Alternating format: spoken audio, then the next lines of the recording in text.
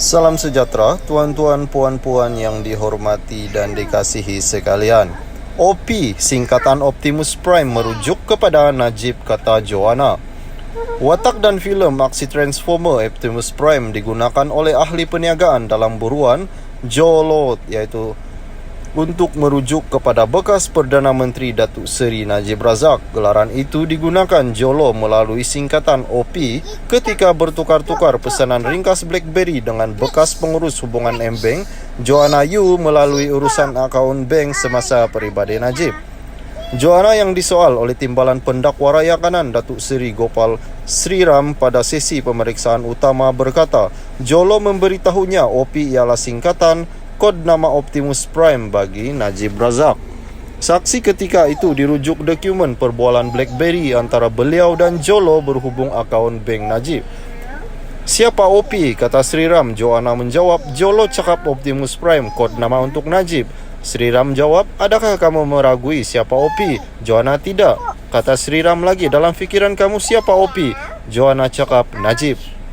Pendedahan saksi ke-41 pendakwaan itu mengulangi keterangannya pada Ogos 2019 ketika memberi keterangan terhadap Najib dalam perbicaraan kes penyelewengan dana 42 juta milik SRC International.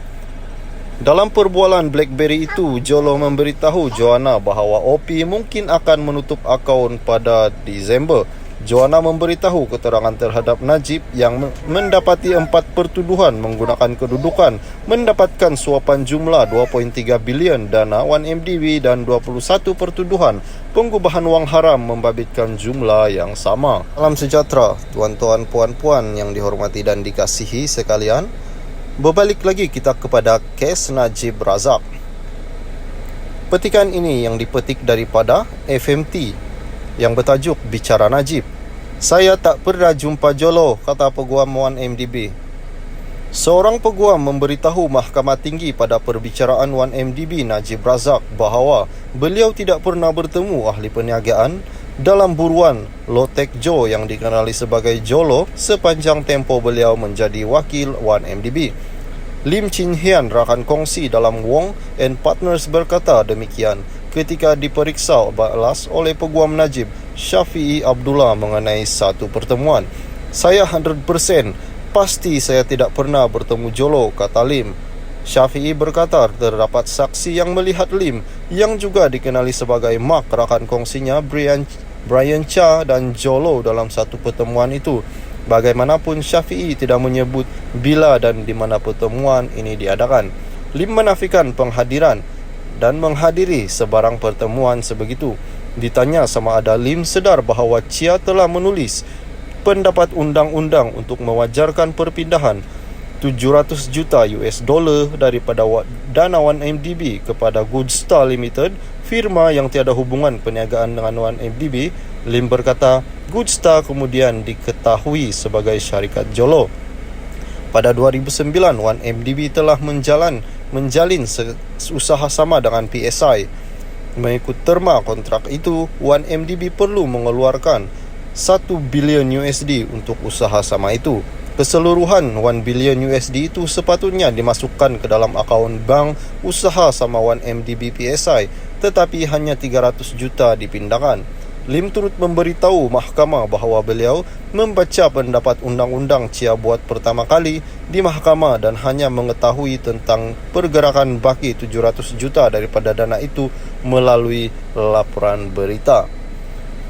Syafi'i bertanya, adakah anda setuju bahawa pendapat undang-undang dirumuskan untuk menguntungkan Jolo dan konco-konconya daripada pasukan pengurusan? Dan Lim menjawab, saya tidak boleh komen. Perbicaraan diteruskan di hadapan Hakim Colin Lawrence Square. Najib sedang dibicarakan atas 25 pertuduhan salah guna kuasa pengubahan wang haram membabitkan 2.28 bilion didakwa dana 1MDB yang didepositkan ke dalam akaun M-Bank-nya antara Februari 2011 dan Disember 2014. Salam sejahtera, tuan-tuan, puan-puan yang dihormati dan dikasihi sekalian. Isu kebajikan petani jadi fokus Mukris. Penyelesaian terhadap isu berkaitan hak dan kebajikan petani di Kedah, terutama di kawasan Jerlun, menjadi fokus dua calon parlimen itu dalam kempen pilihan raya umum ke-15. Presiden Pejuang dan calon parlimen Jerlung Datuk Seri Mukriz Mahathir mendakwa rata-rata petani di negeri Jelapang padi itu berada dalam keadaan terdesak kerana hasil pertanian mereka yang semakin terjejas setiap tahun. Beliau yang juga penyandang kerusi parlimen itu menyifatkan situasi tersebut sebagai the perfect storm apabila dua keadaan, iaitu masalah perubahan iklim dan isu pentadbiran berlaku serentak yang menyebabkan pendapatan petani jatuh merundum. Sebagai contoh, harga input pada seperti baja benih racun semakin meningkat. Jadi bayangkan kos untuk mengeluarkan padi meningkat dengan begitu ketara sekali, dan ini tiada kena-mengena dengan cuaca. Cuaca sudah tentu satu hal, yang ini berkenaan bagaimana sektor padi ini diuruskan oleh pihak berwajib, dan ini menekankan petani. Kalau hasil pendapatan nelayan menurun, mereka diberikan allowance sara hidup, tetapi petani tidak ada, katanya ketika ditemui semasa berkempen di Kampung Wang dekat Jerelung hari ini. Justru Mukriz yang juga bekas Menteri Besar Kedah mencadangkan agar subsidi diberikan secara terus kepada petani, bukannya kepada pembekal input pertanian, bagi membantu golongan itu meneruskan hidup. Sementara itu, calon BN bagi Parlimen Jerlung Datuk Othman Aziz berkata, isu berkaitan petani adalah perkara yang sering dikemukakan kepada beliau, memandangkan sektor pertanian diibaratkan sebagai tradisi masyarakat di kawasan itu. Beliau berkata selain faktor cuaca yang tidak menentu, akibat perubahan iklim dunia, penyelenggaraan sistem saliran dan pengairan yang tidak dilakukan secara berkala juga akan menyebabkan masalah tanah menjadi terlalu lembut sekaligus menyukarkan proses penuaian padi. Oleh kerana air tidak boleh disalir keluar cepat, terlalu lama tanah keras menjadi lembut dan menyebabkan masalah kepada jentuai untuk mengeluarkan hasil tuaian padi, katanya. Menurut beliau, sekiranya tindakan segera tidak diambil untuk menangani masalah itu, kira-kira 90% penduduk Parlimen Jerlung yang terlibat dalam industri pengeluaran padi akan terjejas. Parlimen Jerlung menyaksikan persaingan 4 penjuru PRU15 ini, iaitu Mukriz, Othman serta calon Perikatan Nasional Dr. Abdul Ghani Ahmad serta calon Pakatan Harapan daripada Mohamed Fadzil Muhammad Ali. Salam sejahtera tuan-tuan, puan-puan yang dihormati dan dikasihi sekalian. Kamu ingat aku tak erti peraturankah, kata Tuan Ibrahim kepada Rafizi Ramli. Timbalan Presiden PAS Datuk Seri Tuan Ibrahim, Tuan Man mencabar Rafizi supaya membuat laporan Suruhanjaya Pencegah Rasuah SPRM berhubung tuduhan kelulusan projek oleh Kementerian Alam Sekitar KASA yang dibuat selepas pembubaran Parlimen.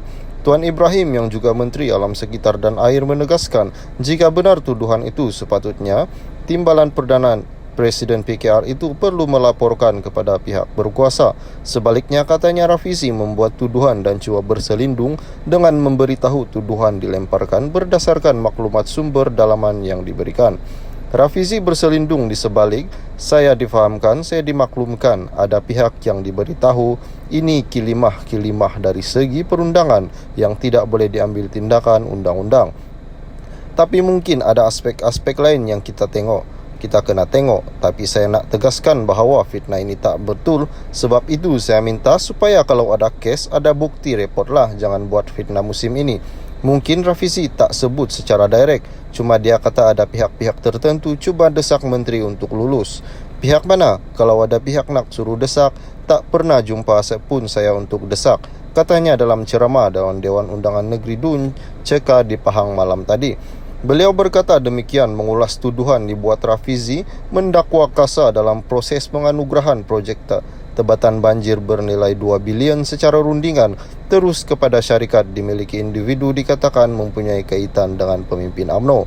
Rafizi mendakwa dimaklumkan sumber dalam kerajaan usaha meluluskan segera projek itu di bawah Kementerian Pentadbiran Kerajaan sementara adalah sebagai timbal balas selepas menerima dana untuk digunakan PRU15. Sehubungan dengan itu, beliau menuntut Tuan Ibrahim menjawab dakwaan berkenaan dan memberi jaminan tidak akan meluluskan sebarang projek tempoh pentadbiran kerajaan sementara kerana ia bertentangan dengan pekeliling perbendaharaan. Tuan Ibrahim menjelaskan